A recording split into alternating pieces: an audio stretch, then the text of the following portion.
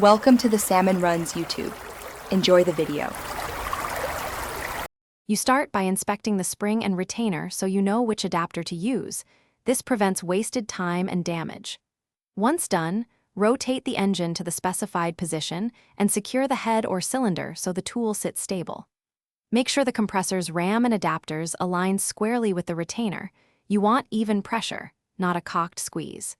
Tighten the mounting so the assembly won't shift when compressing the spring. Proceed deliberately and check clearances before compressing. You compress the spring slowly and watch the keeper groove appear. Rapid movement risks sending small parts flying. Once the groove is exposed, use a magnet or thin pick to extract each keeper, and keep one hand stabilizing the retainer so it won't slip.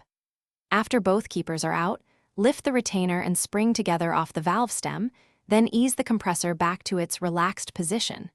Make sure to keep parts organized so reinstall goes quickly and correctly. You reinstall by placing the spring and retainer, then compress just enough to drop the keepers into their grooves.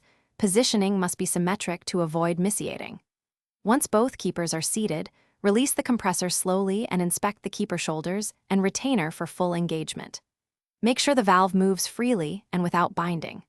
Finally, retorque any removed hardware and perform a quick leak or compression check to confirm everything is sealed and functioning. If not, Thanks for watching. Consider subscribing if we helped you.